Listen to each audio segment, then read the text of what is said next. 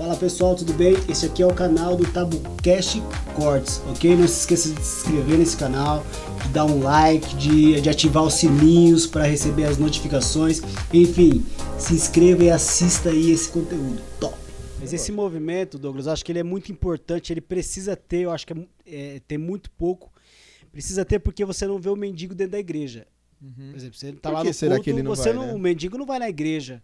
É muito difícil a pessoa que tá drogada ali a ponto de suicidar, claro. Ir lá na igreja, entende? Eu acho que é muito importante ter esse movimento da igreja ir até a pessoa, né? De nós irmos até o local onde a gente sabe que vai ter gente dessa forma lá.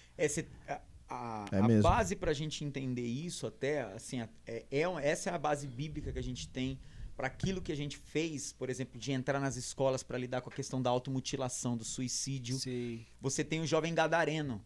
A Bíblia diz que Jesus deixa a multidão de um lado, atravessa, cara, todo o mar e vai para o outro lado por causa daquele jovem. E a Bíblia, olha o que a Bíblia diz desse jovem. Diz que ele ficava em meio aos sepulcros, ou seja, um ambiente de morte. A Bíblia diz que ele estava acorrentado. A Bíblia diz que as pessoas não queriam ele perto, ou seja, estava excluso, né, da sociedade. E olha o que a Bíblia diz, que ele pegava as pedras e se feria com elas.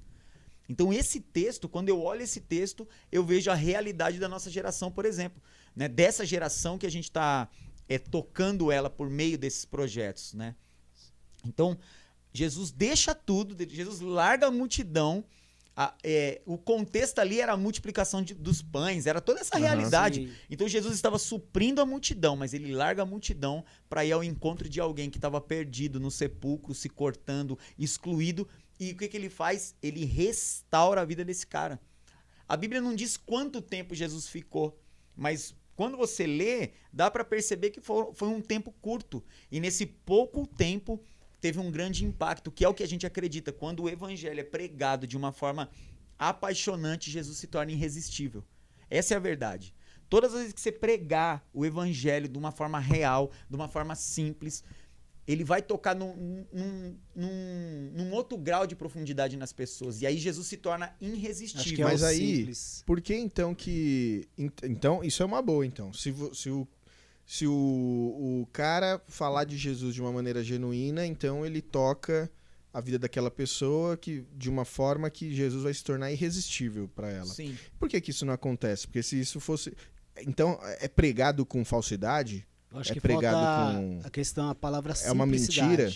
Não. O que estão pregando é uma mentira, então. Porque senão já era para Jesus ter voltado, já era para ter tocado todo mundo. Então, olha que engraçado. A Bíblia diz que quando o evangelho fosse pregado no mundo todo, Jesus voltaria, certo? Por meio da internet, será que já não pregou no mundo inteiro?